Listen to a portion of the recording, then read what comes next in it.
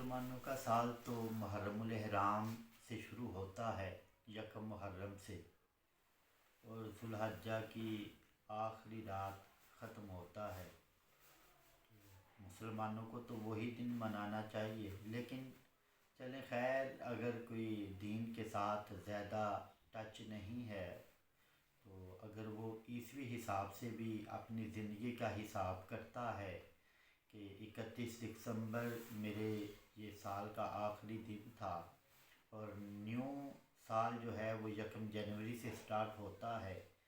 تو ہم اس رات بڑی خوشیاں مناتے ہیں دھوم دھام کے ساتھ، یہ آتش بازی کرنا کہ ہم نئے سال میں داخل ہو رہے ہیں۔ جبکہ مسلمان کو تو یہ اپنا محاسبہ کرنا چاہیے نا،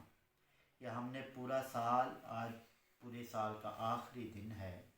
ہم نے یہ پورا سال کس طرح گزارا، ہم نے کیا کھویا اور اس میں کیا پا لیا۔ ہم نے دیکھنا تو یہ ہے کہ یہ جو سال ہم گزار چکے ہیں، جس کی آخری چند لمحات ابھی باقی ہیں، غالباً 2022 31 دسمبر اور 11 سے اوپر ٹائم ہو چکا ہے، اب چند ہی منٹ باقی ہیں، اس کے بعد یہ جنوری سٹارٹ ہو جائے گا یکم۔ تو ہم نے دیکھنا ہے کہ ہم نے اس سال کیا کیا ہے، کیا ہم نے اس سال کی پوری نمازیں ادا کر لی ہیں، ہم خوشی کس بات کی منا رہے ہیں، کیا جو ہم پر فرض تھے ہم نے وہ پورے کر لیے،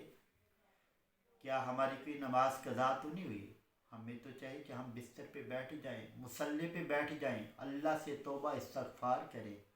کہ اللہ ہماری زندگی کا 1 سال اور کم ہو گیا، ہم تیری عبادت نہ کر سکیں۔ کیا کوئی ایسا ہے جس نے پورا حق ادا کیا ہو؟ جیسے اللہ نے والدین کی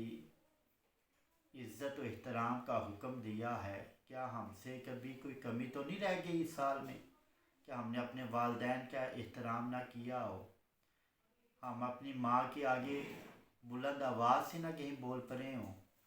کیا ہم نے حق ادا کیا؟ کیا ہم نے اپنے چھوٹوں پر شفقت کا ہاتھ رکھا ان کے سروں پر؟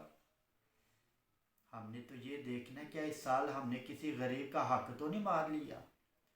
کیا کسی یتیم کا پیسہ تو نہیں کھایا، کیا ہم نے یتیموں کا حق ادا کیا، کیا کوئی ایسے لوگ تو نہیں ہمارے قرب و جوار میں رہنے والے کہ ہم سے کبھی کوئی ایسی بات ہو گئی ہو اس سال میں جو گزر چکا ہے کہ جس کی وجہ سے کسی آنکھ میں آنسو آ گئے ہوں؟ کیا ہم نے کوئی ایسا عمل تو نہیں کیا